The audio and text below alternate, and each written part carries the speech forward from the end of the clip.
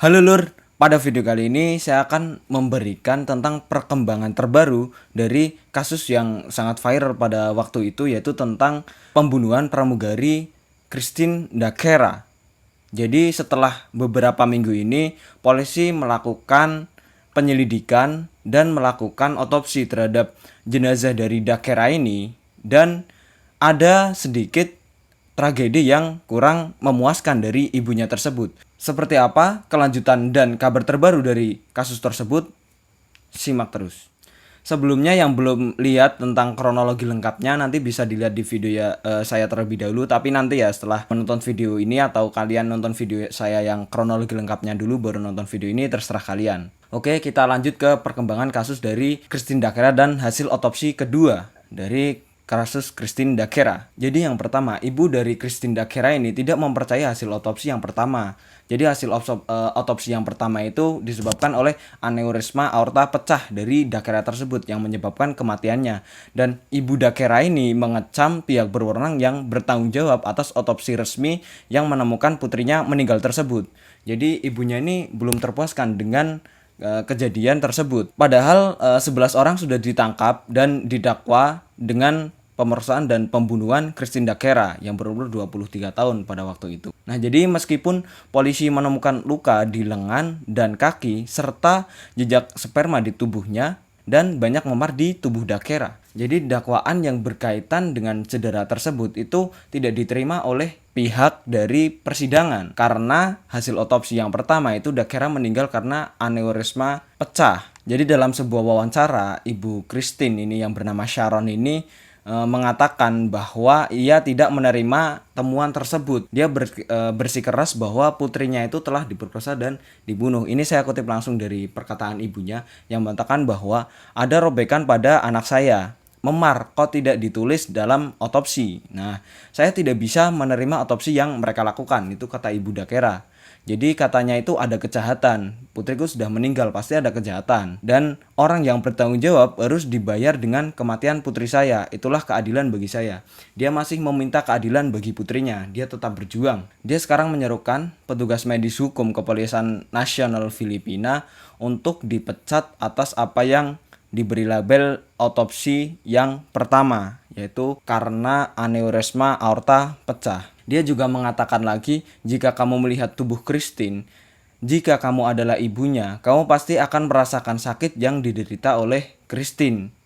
Nah, itu ibunya mengatakan seperti itu pada sebuah wawancara. Hal ini diperkuat dari pengacara untuk keluarga Ndakera yang mengatakan bahwa Christine ini sudah mabuk berat dan mengeluh bahwa minumannya ini dimasukkan benda-benda tertentu yang tidak diketahui oleh Christine pada waktu perayaan malam tahun baru tersebut. Pihak keluarganya juga mempercayai bahwa mungkin aneurisma aorta yang pecah itu adalah penyebab langsung, tetapi dari pihak keluarganya juga sangat mungkin masih mencurigai dipicu oleh serangan lain sebelum kematiannya, ya seperti ada memar itu kan masih dipertanyakan apakah itu penyiksaan atau mungkin karena obat-obatan tertentu. Jadi pihak keluarga masih menanyakan hal tersebut. Ibunya dan pihak keluarganya kan masih mempertanyakan. Hasil otopsi pertama itu mengatakan bahwa aneurisma aorta pecah, tetapi dari pihak keluarga dan ibunya itu masih meyakini bahwa Ndakera ini telah diperkosa oleh 11 orang yang diyakini itu berpesta pada malam tahun baru bersama Ndakera. Nah, ini dari kejaksaan itu tidak cukup bukti bahwa Ndakera ini diperkosa pada waktu itu. Jadi kantor kejaksaan Kota Makati itu mengatakan bahwa bukti yang sejauh ini diserahkan itu tidak cukup untuk menetapkan bahwa Christine Ndakera telah diserang atau diperkosa secara paksa. Dalam jubah pers juga Lavin mengungkapkan bahwa selain kamar 207 dan 209, mereka juga memeriksa kamar 22009 hotel untuk bukti potensial terkait dengan kematian Ndakera ini. Jadi kamar yang ada di sampingnya dan kamar-kamar terkait itu sudah diperiksa sejauh ini. Dia juga menekankan bahwa cairan kedua yang sudah diambil dari jenazahnya Ndakera ini sudah diberikan ke divisi investigasi kematian untuk diteliti lebih lanjut lagi sebenarnya apa sih penyebab kematiannya dari Christine Daguerre ini. Kemudian pada hari itu Guevara mengungkapkan bahwa sekitar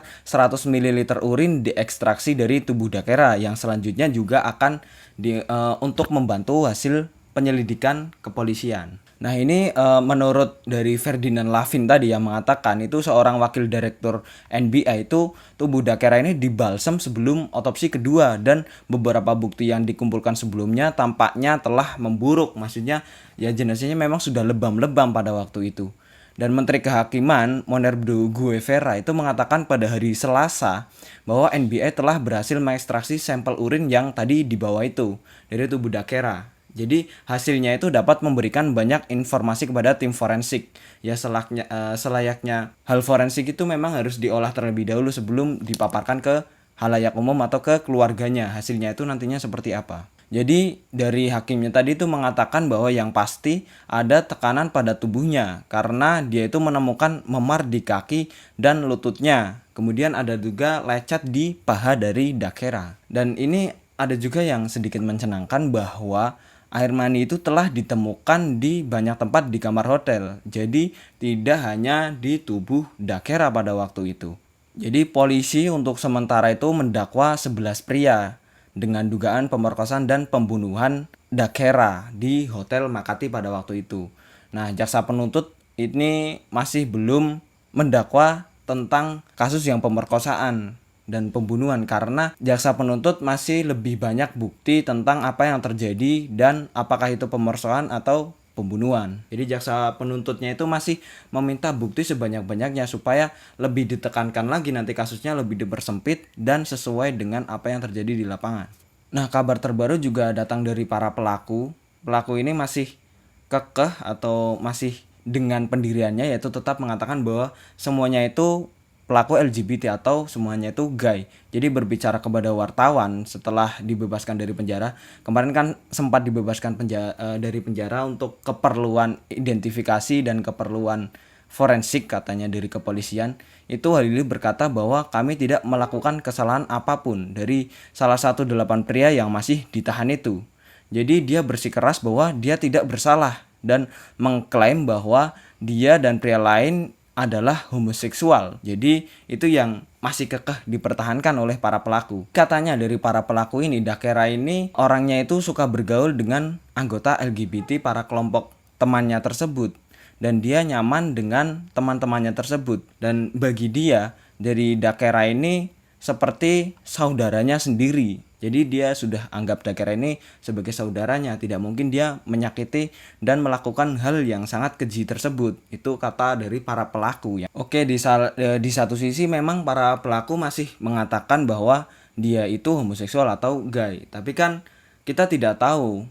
Seorang pelaku kan bisa saja melakukan hal apapun demi bebas dari jeratan hukum. Dan pada waktu itu laporan otopsi awal memang menyebutkan bahwa kematiannya ini sebagai aneurisma aorta pecah yang mungkin disebabkan oleh aktivitas yang sangat tinggi. Pada waktu itu kan malam tahun baru, dari CCTV-nya kelihatan memang Daguerre sangat aktif sekali dan tingkat keracunan alkohol yang sangat tinggi.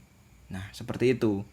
Nah, di satu sisi ibunya juga berkata pada waktu itu, jadi dia itu tidak tahu bahwa Daguerre ini akan dalam bahaya. Dia taunya ya Daguerre ini merayakan ulang tahun bersama teman-teman pramugaranya itu.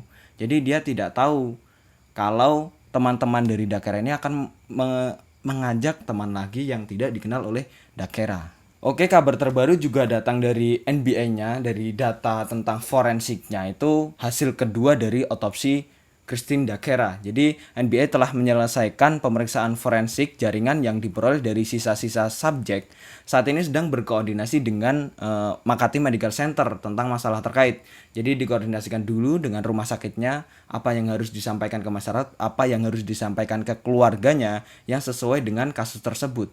Dan dari tim forensik ini akan menyerahkannya kepada NBI untuk dirilis. Kemungkinan merilisnya ya kita tunggu saja dari kabar dari Filipina. Nah, tadi kan menyebutkan ada jaringan. Jaringan tersebut itu merujuk pada yang berasal dari organ tertentu dari urin Daguerre yang dikumpulkan tim forensik NBI di General Santos City pada 9 Januari, sehari sebelum dia dimakamkan. Jadi pemakamannya kan tanggal 10. Bagi kalian belum lihat kronologi lengkapnya di sini ya. Pada waktu itu NBA juga memeriksa 3 kontak sampel biologis termasuk sekitar 100 ml urin dari Dakera ini. NBA ini ikut turun tangan setelah Guevara menemukan penyelidikan polisi itu tidak cukup menyeluruh. Jadi pemulihan NBA dari tubuh Dakera ini menimbulkan pertanyaan tentang kredibilitas investigasi karena salinan laporan dari medico legal PNP yang muncul secara online menunjukkan bahwa kandung kemihnya ini seharusnya sudah kosong pada saat otopsi pertama. Nah, ini ada datang pendapat dari ahli patologi forensik Dr. Rockwell Fortune mengatakan pernyataan tentang siapapun antara PNP dan NBA yang mengatakan sebenarnya itu siapa yang didukung oleh dokumentasi yang tepat. Jadi memang harus sesuai dengan data-data dan dokumentasi yang tepat. Itulah pernyataan yang sebenarnya terjadi dari kasus ini.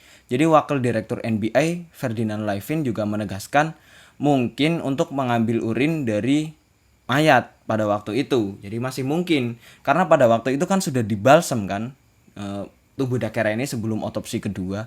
Jadi ada menambah pertanyaan juga pengakuan PNE bahwa otopsi dari pertama itu dilakukan setelah pembalseman. Nah, proses yang melibatkan pengurasan darah dan pemasukan cairan berbasis formalin ke dalam tubuh. Mungkin itu salah satu dari alurnya tim uji forensik seperti itu. Atas teribnya kasus di atas tadi itu keluarga Dakera telah mengajukan pengaduan atas kelalaian dan ketidakmampuan besar terhadap mayor polisi Michael Nick Sarmiento, petugas mediko legal PNP yang melakukan otopsi pertama tersebut. Itu tentang hasil otopsi yang kedua. Nah, perkembangan terbaru juga datang dari tim forensik. Jadi tim forensik ini juga melakukan jejak digital alias memeriksa semua handphone, data ponsel dari para pelaku dari 11 terdakwa tadi. Dari daftar orang-orang yang mereka kunjungi juga yang menempati kamar 2209 dan kamar 2207 itu tambahannya. Jadi semua penghuni kamar itu diperiksa dari data ponsel dan HP-nya itu. Ya sama ya ponsel sama HP. Nah, pada waktu itu juga membenarkan adanya kepentingan menjalani tes narkoba. Jadi dari salah satu terdakwa atau dari beberapa pelaku ini dilakukanlah tes narkoba yang bahwa beberapa hari itu hasilnya sudah keluar, ada yang sudah keluar langsung dipost di Facebook para pelaku. Yang dinyatakan negatif itu baru Valentine Rosales, itu salah satu penghuni kamar 2209.